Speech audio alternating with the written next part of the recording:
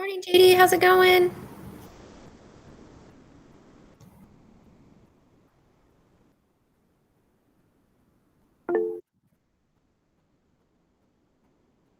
Good. Hope you had a good weekend. Good morning.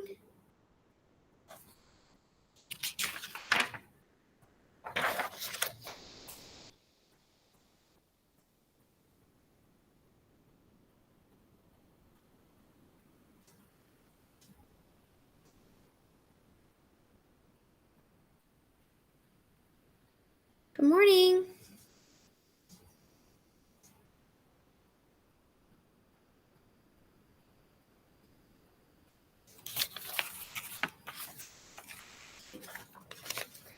As you're coming into class, please go ahead and get the task sheet from last week open for the project. We did task 1 through 3, the module 8 project, and get Canvas open.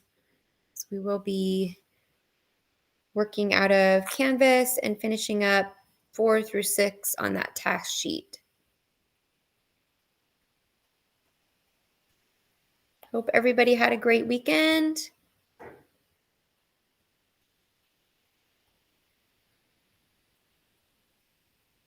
Good morning.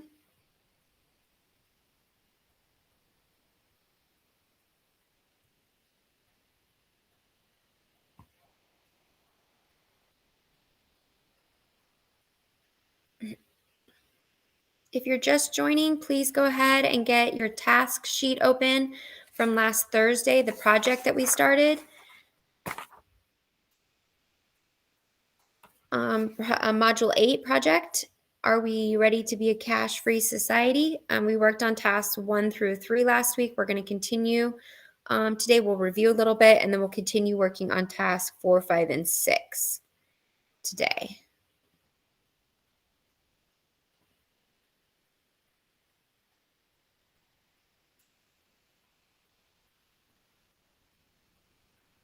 We'll get started here in a couple minutes. Just kind of wait for people to join and go ahead and get those open.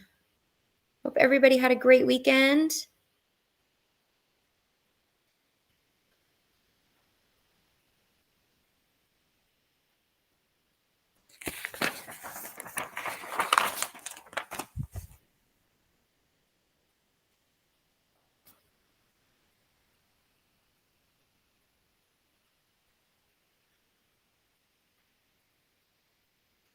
So again, if you've just joined, please go ahead and get the task sheet open from last week open. That's the project 8 or the module 8 project. We started on tasks 1 through 3 last week, and then we're going to continue working on that tasks 4, 5, and 6 today. So if you can get that open, that would be great. Hope everyone is doing well today, had a good weekend. We'll get started here in a minute or two.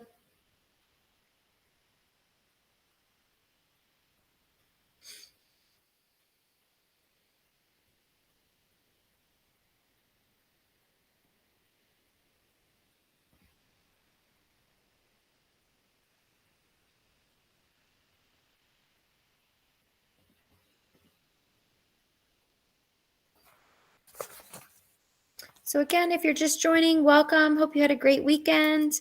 Go ahead and get your task sheet open from last week. We started project or module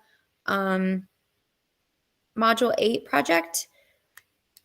Is the U.S. ready to be a cashless society? And we did tasks 1 through 3. We're going to continue working on tasks 4 through 6 today. And then we'll review the infographic. You are going to do the infographic on your own, but we'll review that today.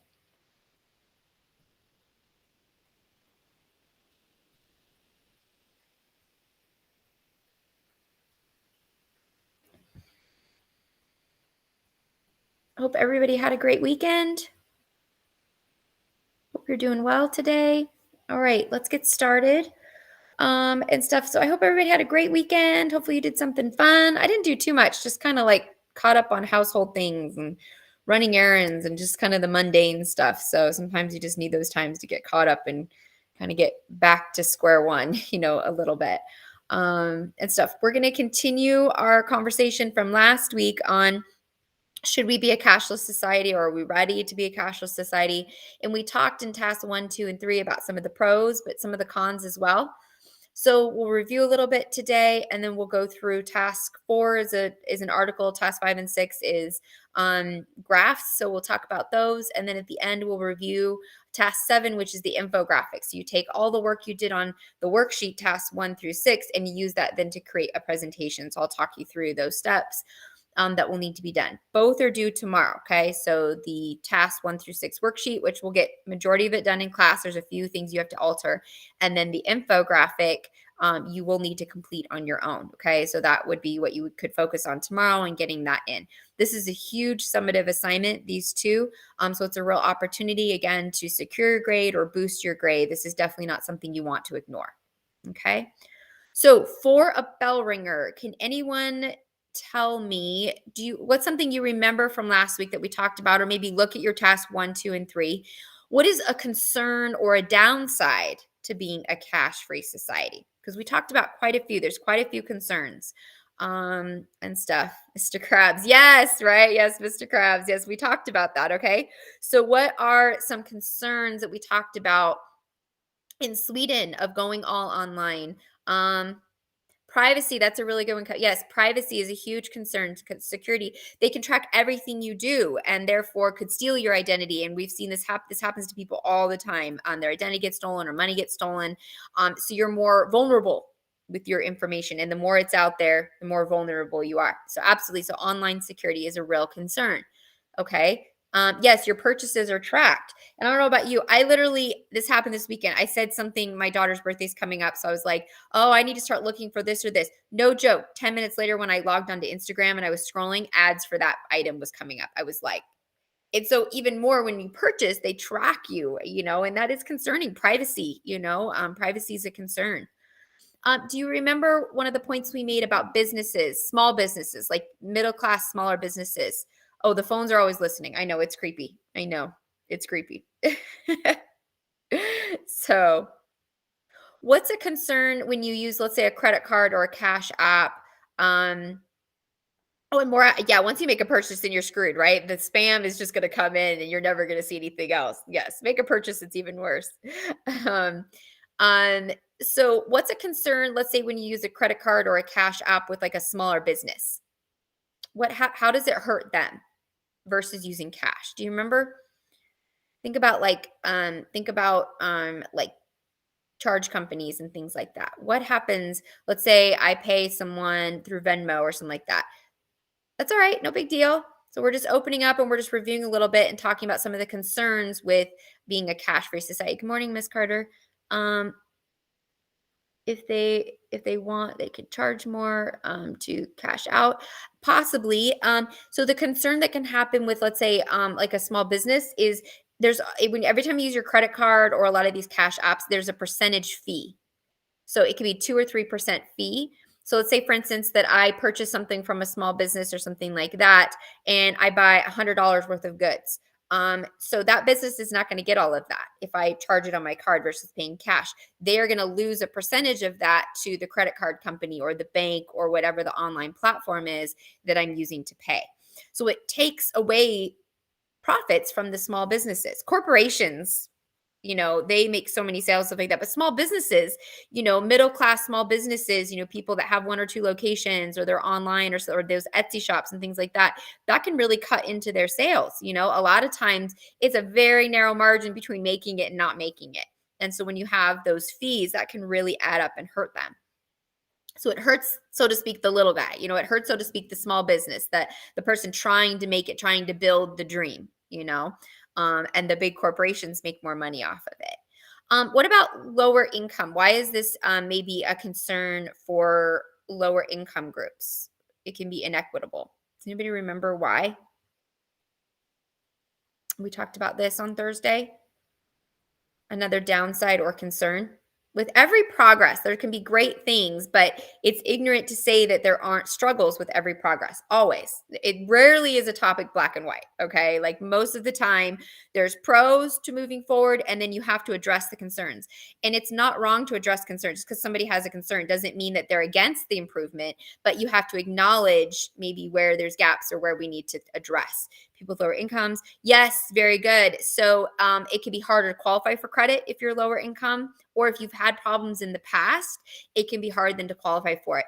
Or we can see the same thing, let's say with a checking account to use a debit card. If you've had problems with overdraft or something like that, sometimes they'll close it or they'll make it so it's hard for you to get an account, you know?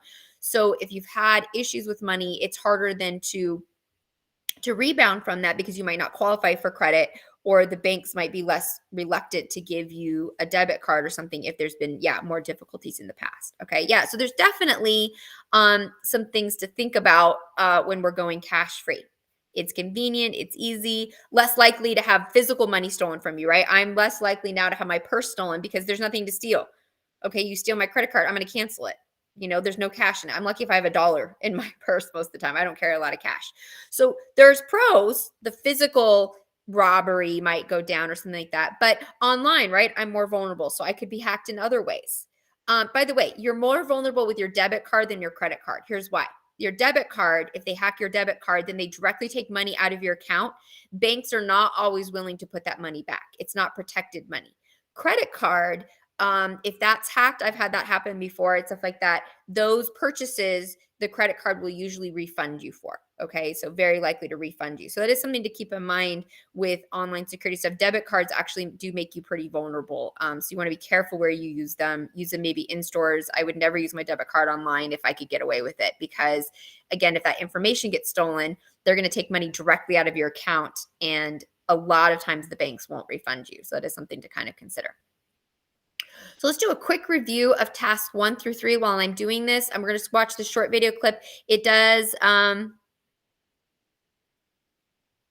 yes. So think about that when you're doing online or something like that. Just be careful with the debit card because, again, if they hack it, there isn't as much protection with a credit card because, they'll take it directly out of your account. And then a lot of times banks won't give that back. Credit card, and that's something when you look into a credit card, you want to ask them or do research, ask them, call them and say, what kind of fraud security do you have or protection do you have? So if someone hacks your credit card, will they refund you for those fraudulent purchases? So, and that's something you want to make sure that you have protection on, but at least it's not coming directly out of your accounts. Because let's say you got to make rent or you got to pay bills and they take that money out of your account. Where are you going to get that money? And that can be really scary, and obviously terrible situation to be in. It's horrible no matter how it happens. Even when it's a credit card, it's very violating. So, all right, let's watch this quick review video on Sweden. Seriously, there is a very good reason why we're saying this. If you're thinking, swipe your debit card just to catch a bus. Are cash and coins soon to be a thing of the past? According to an article in theatlantic.com, bills and coins represent about 7% of the U.S. economy. Seems low, right? But it's nothing compared to Sweden. Their cold hard cash is barely used at all. In fact, you have to swipe your debit card just to catch a bus because they don't accept currency. Critics of a cashless society worry about things like privacy, saying using a card makes it too easy for people to see what you spend your money on. Supporters point toward things like Sweden's crime rate, which has a very low crime rate because of this. ABC 15 Now wants to know what you think. Are you ready for a cash-free society? Or do you think that this is a terrible idea? Gray Stafford's joining us from the Wildlife World Zoo to talk about this. Gray, you know what? I always have my little bucket here, if you call it that, little box of change whenever I need a soda. I don't think I'm ready to get rid of my change. What about you? I'm definitely not ready to give up all my cash because I think it gives us a little flexibility and freedom. And I agree with the privacy concerns. I mean, they already track how we surf the internet and how we make online purchases, which I'm not against. Those are great. but I still like the choice of choosing whether to use cash or debit card or credit card. Now, you like the choice, but Yes. you are a cash man, right? I am, but let's be clear, I work in a zoo, so we're not talking about large sums of cash. But I do like to have a little bit of cash with me. I don't use a check card. Because I think the way the law has been in the past, the policies have been that the burden is placed on the consumer if something does go wrong.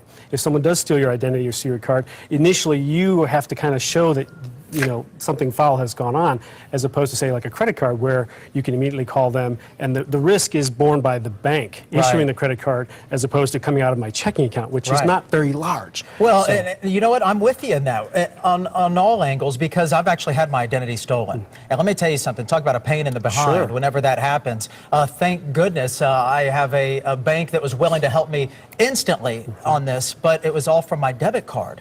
And that's what extremely concerning. Something else about going away from the coins. Talk about your industry over at the zoo here. How would that impact you? Because there's some fundraiser issues going on there, right? Well, our keepers do a great job, and they have different devices set up around the zoo where you can put in 50 cents and you get a little token. And it's something that kids can take back with them with an animal imprint on it. But it's money that goes to local and national conservation efforts. So sure, having coins. I mean, my wife and I went to Trevi Fountain in Italy last year. I mean, you can't throw your debit card, your paper receipts over your shoulder. I mean, there's some history there. Plus, if it goes into private hands of a banker, isn't that one thing that the government is supposed to do, is to regulate the currency? And now if our currency isn't really a dollar anymore because it's all electronic, who's in charge of all that? And you know what? I'm a parent. What am I supposed to give my child a debit card from the Tooth Fairy? Well, of course you are. Okay. All right. Just add credits under the pillow, right? Yeah, the Tooth Fairy is not going to change over to cash. Yes, that's going to be very disappointing. And I know that Santa Claus doesn't deliver cash. That's right. At all. Presents. All right, let's go to some of the viewer comments on this. Barbara Marks writing in, and Barbara says that takes away from our freedom of how and what we do with our money. Some things should just be left alone. And Laura says, my kids like cash when they get their allowance for doing their chores. What do I give them?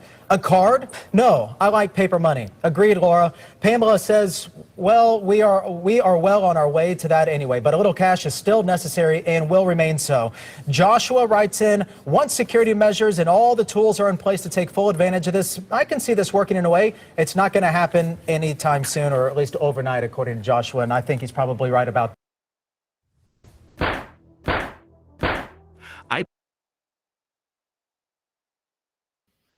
So I think they bring up some good points, some things that we talked about, and even some newer points. So definitely the tracking, the security.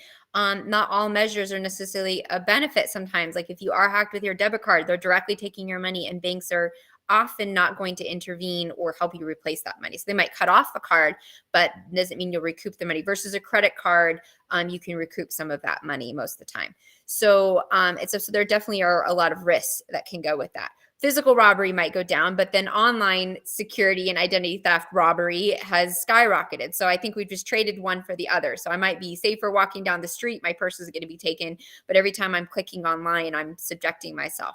I thought they brought up a good point that we haven't talked about, and that's youth. You know what I mean? Your age bracket and younger, learning to use currency. I think once you're an adult and you have a concept of currency, then online and stuff is fine. But, I have a 6 and an 8-year-old. If I put a debit card underneath their pillow when the Tooth Fairy comes, we've started losing teeth around here and stuff. I know I'm going to be like, what the heck is this? They love the dollar bills. Like they love the physical money, getting a dollar, or for their birthday, I've seen them get, gift cards in the mail, or if grandma sends them a 20, they're actually more excited about the 20 because they can physically hold it versus a gift card. Do you know what I mean? Where they don't quite fully grasp, we're doing second grade math right now with my 8-year-old and stuff. So learning to count coinage, learning to count money, having some kind of literal representation of money, where if they never get that literal representation of money, I worry, how is that going to translate to digital? You know what I mean? Like understanding what $1 is and $100 and how hard that is to earn, and how do we, making change. I mean, think about math skills here that we could be losing. I don't know. What do you guys think? Paying allowance. I'm like, oh, I added $5 to your debit card. Like, I think I don't pay my kids personally right now. I mean, I'm sure at some point they'll get an allowance, but right now it's just, you better do it or I won't feed you. No, you know what I mean? So, and stuff. Monopoly money versus real cash. Yeah, exactly. I think that, and they love when they have their money and then we go to Target and they get to pick something out and I'm like, see, look at the price. You only have 20, that's 25, helping them really understand how to afford something. Anybody else?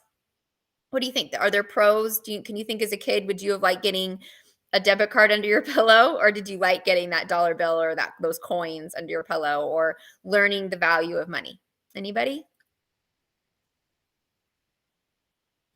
Right?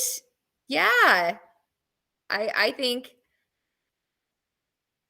I know. Why would we want to put the tooth fairy out of business? That's not nice. You know what I mean? So, right? I mean, we need job security here, okay? Inflation. Right. No, I get it now, but I think that yes, I think that the cash, especially when you're young, then it'll make it then you appreciate or understand then the value of that on the card. Where if you've never had any cash association, I think that you're gonna have a harder time understanding the value of that. And we're already seeing personal debt. The last 2 decades, personal debt is increasing, directly corresponding with oh, they do smell so nice. I love a good stack of bills, and you're like, yep. Yeah, just Venmo me under my pillow. Yeah. Like, mom, they didn't come. I'm like, check your Venmo. Right? Totally. Totally. All right. So I think you guys are getting what I'm saying, but I think that that was a good point that I didn't think about or that we didn't talk about Thursday is youth and maybe learning the concept of money and how important that is to have the tangible representation of that before you actually start using the electronic, you know what I mean? The cashless. I think that it could potentially increase, irresponsible use. Okay. So we're going to jump into task 4, 5, and 6. All right. And so go ahead and make sure that your Canvas is open. So in Canvas, we're going to go to modules, get your task sheet open off your Google Drive. And we're at the bottom of module 8. Okay. So this was our instruction page. This is the submission page for task 1 through 6, and then the submission page for the infographic. And we'll go over that at the end of the period. Okay, so we did 1, 2, and 3. We read these articles. We looked at these graphs and, trends in money and pros and cons. Okay, so we're going to look at these last 3. Okay, so an article and then 2 graphs. So for task 4, it says, read, think being poor is expensive. Write a paragraph answer. Take three main takeaways from the article. Why are these points important? What can we do as a society to help these issues? Explain one solution. Okay, so this article, I went ahead just like before and I went through it, and I'm going to put the link in the chat. Okay. I know the tooth fairy have to pay a fee. I know, seriously. Yeah, it's not, not fair. Okay. And so if you open up this article, I went ahead and I went through, and it's like 5 pages. So instead of having to read all 5 pages, I've highlighted just some of the key points, and we can kind of summarize this to help us create our response. Okay. So the article says, think being poor is expensive. You have no idea. Okay. So it is no secret that the poor pay more. The poor pay more by living in food deserts. That means that there's not a lot of grocery stores or available food around them. Okay. Or good deals on food. By having to drive longer distances, stand in lines to buy, or just anything, but not having enough cash on hand to shop when items are on sale, by receiving less efficient. At the same time, prices increase every year, even though wages have remained stagnant. And we've seen this, like if you look at a 50-year trend or something like that, and you look at the average price of goods, housing, cars, just about anything, but then you also look at the rise of wages fall way behind that. I mean, that's just, yes. So if you think about things in the grocery store that have increased, eggs is a big one. Can you think of other items that have individually gone up in price a lot? Eggs are insane. Eggs are like the thing right now. I love the reels of people like, I got chickens, I'm a millionaire, like and stuff. Can you think of anything else in the grocery store or something that's just gone up? Chips, anybody? Holy cow, like a bag of chips is like $6 now, and you open it and it's like a third full. Anybody else? What's something in the grocery store you've noticed? Produce. I've noticed like apples. Like my girls eat apples like they're going out of style. And I mean, oh, frozen goods. Yeah, frozen dinners and things have definitely gone up. Bread. Oh my goodness, bread has gone up a ton. Dairy products in general have gone up. And then when you look at bigger goods, cars have gone up so much in the last couple years. Housing, in particular, rent, right? It's just absolutely insane what it's got. I mean, it's almost more to rent now than to have a mortgage, and that's crazy. And usually it's the opposite, like or at least equivalent, So it is tipping. It is tipping, but the problem is it is going down. So for sure, but and stuff, but the interest rates are still really high. So even if you can buy low, the interest rate. So this is something you'll learn as you get older and stuff like that. So for instance, like if you bought a house at 400,000 with a 3% interest rate, if you buy the same house at 300,000 but a 6 or 7% interest rate, the payment's actually more. So interest rates, so even though prices go down with interest rates going up, it doesn't make it any more affordable. So the price you purchase at is really important, but the interest rate you purchase at is equivalently important. Yeah, it's crazy. Rents are just insane right now. Let's look at some more stuff. All right. Lessons show that the purchasing power of the lower income Americans has remarkably dwindled. The poor have gotten poor while the rich have gotten richer. Higher inflation. So this was written in 2017 and they were saying it was a 10-year high. As of 2023, we're at a 40-year high for inflation. 40-year high for inflation. Okay, so it's even worse. So when this was written, it's gotten 10 times worse. All right, 40-year high instead of a 10-year high for inflation. Inflation always goes up and down. I mean, that's pretty normal. But the extent of inflation we're seeing right now is abnormal. That is not a good sign of a good economy for sure. And stuff. All right, let's look at some other points.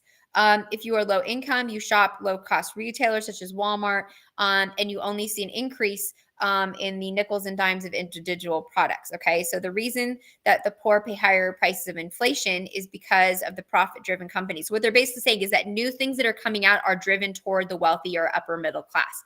There aren't new products and new companies driven toward lower income groups. So they're neglected, so to speak.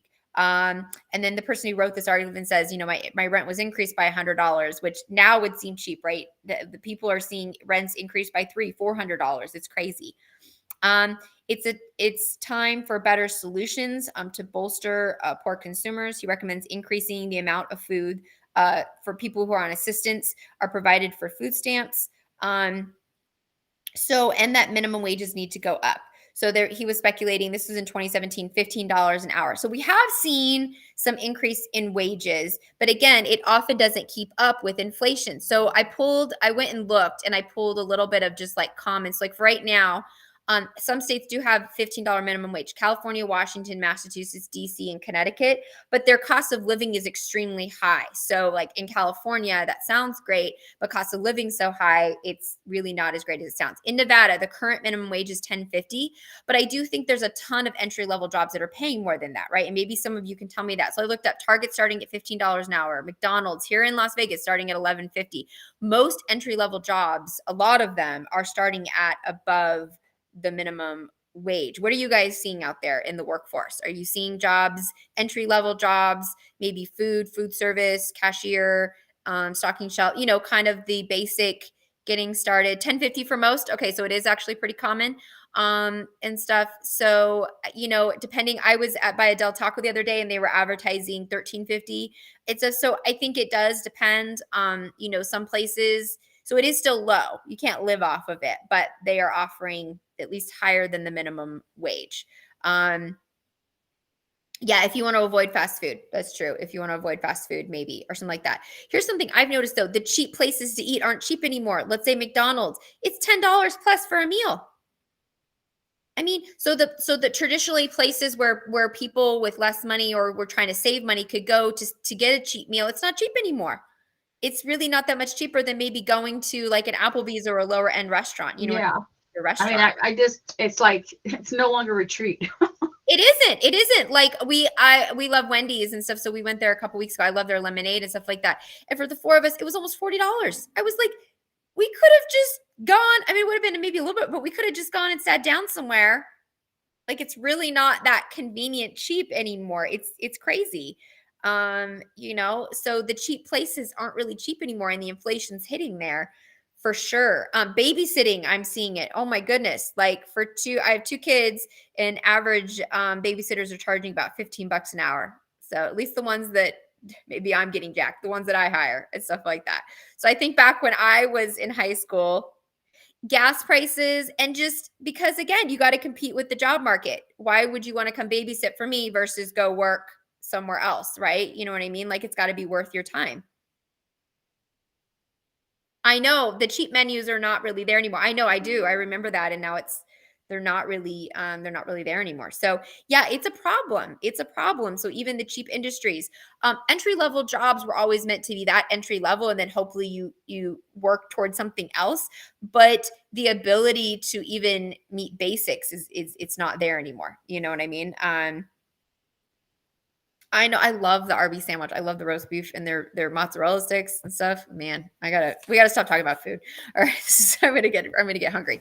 Okay, so let's go over to our task sheet and let's pull some notes from this article. Okay, small interest loans or things like that. If people do need to make it, it's like 700%, interest and stuff. So again, kind of puts people in a trap that can really be harmful. Okay, so if we go over to this, I'm going to share some of the notes that I pulled from the article. And just like I said before, you can use these, but you have to turn them into a paragraph. So you do not, and they removed, I know it's so expensive. Yeah, it's so expensive. It's not fair. So you are welcome to use some of these notes, but you have to turn them into a paragraph, right? Just like we talked about on Thursday, you have to turn this into a paragraph. So if you only turn these notes in, you'll get half credit. Okay, so you can use these notes then to answer the questions that they're asking. Okay, so while you copy and paste those over, let's look at the question. So it says, what are 3 main ideas? Okay, so you could pull 3 of these notes. Okay, so and then just delete whatever you don't want to use. Why are they important? What are some things we can do to help address this? And so, yes, I think, like we're saying, the price of goods in stores needs to be lowered. The cost of living, of rent, I think that's a big one. Cost of rent is a huge one. It's just low income housing. There's a lack there of it, and it's so expensive. A 1-2 bedroom apartment can easily be $1,600, $1,700, renting a house, you're starting at $2,000 plus, and it's so expensive. Even in like maybe the lower income areas of town, the rents have just gone up so much that people can't afford it, or are having to stay in smaller places because they can't afford a size of residence, that would be better for their family or living situation. So again, take 3 or 4 of these points, okay, delete whatever you don't want to, and then turn it into a paragraph, okay? Don't just turn in the list. So a paragraph form. All right, let's go to number 5. Should America continue using pennies and nickels to circulate or stop production? Explain your reasoning. So let's look in Canvas and let's look at number 5. Okay, so the infographic, we're wasting money on pennies and nickels. So this shows you the cost to produce in cents each item. So a dollar bill costs 5.4 cents. A quarter, which is where 25 cents costs 8.95 cents. A dime, where 10 cents costs 3.91 cents. A nickel, which is where 5 cents costs 8.09. So it costs 50% more than its value to produce it. Look at a penny. A penny's worth 1 cent, and it costs 1.66 cents to produce. So again, over 50%, 60% more than the value. So I don't know about you. If something costs me more to produce than it's worth, it's costing me money. It's not saving me money, and that seems counterproductive. And stuff. So that's really concerning, that it's costing so much to produce these. Is it really worth it? Well, I would argue no. This is really, really concerning. So nickel costs 3 cents more to produce than 3 cents more to produce than face value. When produced, it's at a loss. Pennies, no, they are barely used and barely worth their face value. Again, round this to the nearest 5 cents to change prices, and maybe no more pennies needed. So the problem that we're seeing is that the value of them, they're not worth what they're produced. So how can we really justify this? So we could see a change in currency here coming, or a reevaluation of how they're producing them, because right now it's costing them more. And that's just business sense. You know what I mean? It should always cost you less to produce the item than what the value of it is. If it's costing you more, that's called failure of business. Closing your doors. You tried and you failed. You know what I mean? Like that's just business 101. It's called no profit. Yes, it's called like debt. It's what it's called. It's called debt. Not even lack of profit, debt. So yeah, not a good idea. All right, let's go to number 6. So this you can copy and paste over. Okay. All right, number 6. View the graph below. What are 2 conclusions you can draw? Explain your reasoning for that. All right, so this is showing the growth of alternative cash solutions. Okay, so alternative cash solutions, what growth do we see? So we see a huge decrease in the use of checks. And honestly, I don't remember last time I used a check. Even like for my mortgage and things like that, I just have it on auto pay. So it just automatically withdraws from my bank account. So that's the cool thing, is most banks now, right? You can just auto pay a lot of these things, or just directly pay. So it's not like you have to pay it on your checking account. It's not like you have to pay with a credit card or a debit card, but you can just link it through your account that's secure, and then they send the electronic payment to the vendor. So if it's the mortgage company or the electric company, or I pay all my utilities just online and pay through my account. So there's no need for checks. Credit card usage has gone up 3.7%. ACH, this is online venue. So it's a fancy acronym for online venue. So that would be Venmo, Zelle, PayPal, Apple Pay, any of those kinds of things. Okay. And the debit card has increased 18.4%. So it's gone up a ton. This does concern me, again, for the reasons that I talk about security. Now, credit cards can be concerning because you can rack up debt. So you have to be careful. So I'm not saying just use your credit card for everything and ignore it, because you have to be really careful because you don't want to pay interest on that. But the risk of using your debit card, especially online, is if they hack you, they're taking directly from your account, versus a credit card, it's your balance, but the credit card company is more likely to refund you. They eat the loss. You know what I mean? So it's concerning, but we definitely see checks are a thing of the past. Most companies and stores, I don't think, even accept checks anymore, and stuff, because again, debit card, credit card, cash, or those cashless apps, the tap and things like that, are so accessible. So, what conclusions can we make? Checks are no longer used. A lot of retailers won't accept them and have turned to online payment options. Online and electric payment has increased, even passing credit cards to use, so like Zelle, Venmo, PayPal, Apple Pay. I'm sure there's others that I'm forgetting, but you get the gist. Okay, so I'll copy and paste this over for you. And you can use this in your number 6. So just the trends we're seeing. Checks are a thing of the past. If someone were to ask me, Dave, you need to write me a check, I'm like, I would probably have to go to the bank to get a cashier's check, because I don't have a checkbook anymore. I don't use it. And then those online credit card, but online payment options have really, wireless paying options have really increased. Okay, so we went over 4, 5, and 6. So really quick, let me know if you have any questions. Okay, so I just want to reiterate with number 4, I gave you the notes from the article. You have to turn that into a paragraph. So just like 1 and 2, remember we talked about this with 1 and 2. Those were articles. We gave you notes from the article. You have to turn it into a paragraph. Do not just turn in the list of notes. You'll get half credit. All right, I'm not giving you credit just for copying and pasting over notes. You have to turn it into a paragraph. 3 we did together, so you can use that. So that should be done. Okay. 4, we read the article. I copy and pasted over some notes. So again, use those notes, use like 3 of them, delete the ones you don't use, and turn that into a paragraph. Okay. And then 5 and 6, you should be good. All right. So 5 and 6, you should be good. Any questions on that?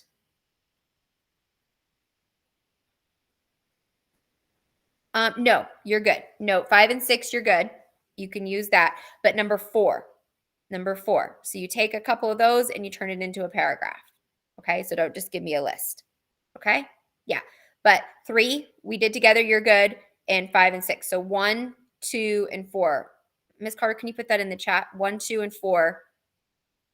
You need to write the paragraph. Okay. So you take the notes and then you can use some of those then to turn it into a paragraph. Don't use all the notes. I gave you too many. Okay. And then just take a couple and then delete the ones you don't use. So 1, 2, and 4, need to be turned into a paragraph. So use the notes to assist you and make sure that you're answering the questions. 5 and 6, yes, you can copy and paste. Okay. So 3, 5, 6, copy and paste. 1, 2, 4, you need to write the paragraph. So use the notes I gave you and turn those into a paragraph, answering the question. Okay? So any of them that ask for a paragraph, you need to do it. I gave you notes, but you still have to turn that into a paragraph. Okay? All right, let's talk about the infographic then really quick. So once you're done with this, you're going to turn this in on the next page, right? And this is worth 46 points, I believe. Yeah, 46 points, okay? Following, again, the rubrics, okay? So you submit it here, and you can do your Google Doc. Make sure it's shareable, okay? Then you're going to use all the stuff you did from 1 through 6, and you're going to use that to create an infographic. So let's go back really quick and look at the instructions for the infographic. So there's the rubrics for it, and it's worth 45 points, almost just as much as the worksheet, okay? So if we scroll down on the task page, okay, it tells us what you need to do. In your personal opinion, should the United States get rid of cash form of currency? So this is going to be a yes or no, and then you have to give 2-paragraph explanation using 3 sources to explain your yes or no. So when we say 3 sources, this can be tasks 1 through 6. So when I say reference your source, cite your source, just from your task list, you could say in task 1, they made this point. In task 2, there was this. In task 3, this graph said this. So I don't mind if you just reference it by task number, but you need to tell me where you're pulling your information to support your yes or no. Okay, so let's go over this a little bit closer. Okay, I did some notes. So you need 3 images. Okay, so 3 images that go with your presentation. So yes or no. So like for me, I love GIFs. Okay. I think they're fun. I try to make them kind of funny or something like that. So like the GIF that I chose, the image I chose for this page was like presenting, you know what I mean? Okay. So like we are presenting now. Okay. Giving a presentation. All right. 2-paragraph response. So here's what I don't want. I don't want a Google Doc with 2 paragraphs. It's not an essay. Break it up. Okay. So let's say you do Google Slides, you could break this up into a couple different slides. Okay. So maybe do 3 or 4 sentences on each slide. 5 sentences in a paragraph, so that'd be 10 total. So when you're writing up your response, 10 total. Okay. But break it up. So you could do it in presentation form because it's supposed to be a presentation. I don't want a Google Doc. You could do Google Slides. Google Doc is just a piece of paper. It's like submitting a Word doc. Yeah, you know what I mean? But you could do Google Slide or Prezi. So I'll go over some of the options. Okay. So 3 images are needed, 2 paragraphs total. You need to use 3 sources. Okay, 3 sources. And again, pull that from task 1 through 6. So this is why it shouldn't take that long. You've already done the work. So just pull from the task sheet and tell me which task. Okay, so in task 4, I found this for the poor and why it's not good for them. In the graph on task 5, so that's how you can reference your evidence, 1 through 6. Okay. And you need to make your view very clear. All right. So on the title or presentation, I would literally put, yes, we should keep cash, or no, we should get rid of cash, like whatever your position is. Okay. And you're answering that question. In your opinion, should we get rid of cash or should we keep it? Explain 3 reasons why using evidence from the task sheet. Okay. Again, right here, I do not want an essay. So no Google Doc. Okay. I want a presentation. So Google Slides is a great option. Prezi is a great option. Okay. Other suggestions that could work. Okay. Vengig.com, PictoChart, Visme. These are all sites, or I'll copy and paste these sites over where they have free templates. So don't pay. If you want to use some of their other templates, you have to pay. But if they have, all of these have free templates that you can use if you want. Okay. But Prezi and Google Slides, those work great. Okay. So presenting, make it colorful. You know what I mean? So that's why I don't want a Google Doc. Okay. So like this is a presentation. So make it colorful, make it interesting, break up the information. Okay. Your slide shouldn't be like all writing, you know what I mean? Like break it up, have a title, have some writing, have an image, So for example, you could do a title page, and then you could do, for your 3 sources, you could do a slide for each source and a couple sentences for each one and put an image on there. So 4 or 5 slides, there's your presentation, just to break it up. So you're presenting why we should keep cash or why we should get rid of cash. And that should be really clear. If we look at the rubrics really quick, again, it goes with these instructions: 3 images, 2 paragraphs, 3 piece of evidence and that you're presenting in a presentation form, not just an essay, okay? So it says 1 to 2 paragraphs with your claim, okay? Oh, wait, that's the wrong one, sorry. I was like, that doesn't look right. Okay, that's for the task worksheet. Okay, here's for the infographic. Sorry about that. Okay, so your opinion, should we keep cash or not? 2 to 3 paragraphs. 2 paragraphs is fine. Okay, so 10 sentences total. You can break it up though. Okay, make your position really clear, yes or no. Okay, and I would maybe put that on my title page. 3 cited pieces of evidence from your task sheets. You could say in task 1, this piece of evidence supports my yes or no, or in task 3, this graph supports, so just reference 3 of them, 9 points for that. 3 visual images. Okay, so visual images that connect to money, cashless, things like that. Okay, and then overall presentation. So this is 6 points for giving it to me, not in a Google Doc, in a, make it colorful. Is it presented nicely, or is it one big blob? Do you show a little creativity? All right, make it interesting, visually interesting. So think about it in the same way of like a PowerPoint, how I've got graphics. So like this one we were talking about, should we get rid of change? So I found this cute one. Oh, look, a penny, you know what I mean? Like just try to find something cute. This one we did a review of Sweden. So I have Sweden. So you try to find something, bell ringer, like you try to find something that is on theme with what you're talking about. You want it relevant. Okay. Yeah, and just to keep in mind, we're in high school, guys. We're 11th, 12th graders here. We shouldn't be seeing stuff that I would get from a middle schooler. You should have quality work at the grade level that you're in. So if you're in high school, especially 11th and 12th grade, we expect to see 11th and 12th grade level work, not this mailing it in minimal effort, not on something like this. Especially when tasks 1 through 6, we did it with you. Okay, so tomorrow is small group. So if you need any assistance, you're welcome to come see me. I'm available from 1:20 to 2:15. All right. Code NVLA Hall KSG. That'll be in the announcement, like always. The task worksheet and the infographic. So the project is 2 parts. The task worksheet 1 through 6, which we did together. You just had to turn those into paragraphs, those couple. The infographic you have to do. But again, taking the information from the worksheet, I bet it takes you maybe 30 minutes. Not too bad.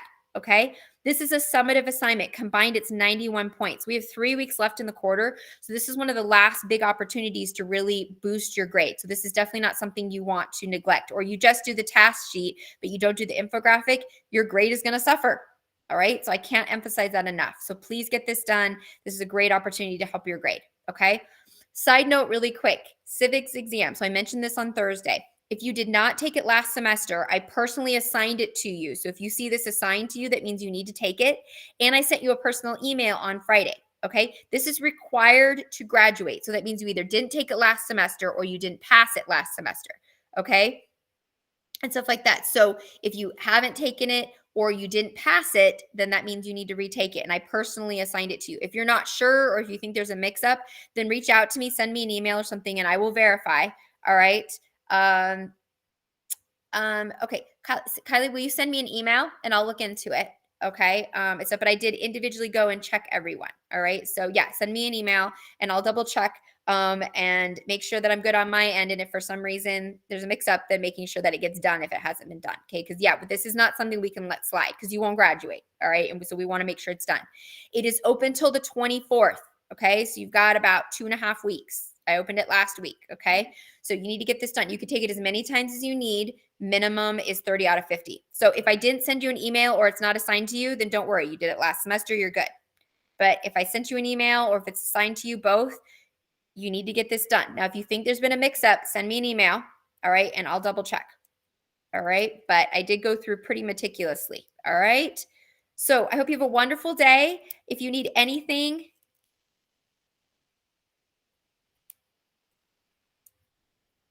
let me take a look. I did just do attendance on Sunday, so it will update tonight. So everyone gets marked absent on Tuesdays and Fridays, and then it gets updated the next day, right? Because everybody, right? So will you say, so if it's not updated tomorrow, then send me an email. Dream, okay? Yeah, because I know I don't do them until the next day because everyone has till midnight. So if I do it, then I got to do it again, and then it actually gets more confusing. Okay? No big deal. No big deal. But let me know. Because again, I make mistakes. Teachers make mistakes. So I'm not at all trying to say I don't make mistakes. Okay. And I'm more than happy to fix it. Yeah. More than happy to fix it if there's a mistake, but give it to tonight. Yeah. Give it till tonight to update. Okay. Kylie, send me an email. Dream. Yeah. Keep a note on that. And if it's not updated tomorrow, then let me know. All right. Have a wonderful day. I'll see you on Wednesday. We're going to work on 9.1 the rest of the week. Okay. All right. Have a great day. Get this done. And if you need help, come see me tomorrow or send me an email. Okay. Bye. Thank you. Bye, everybody. Bye, Miss Carter.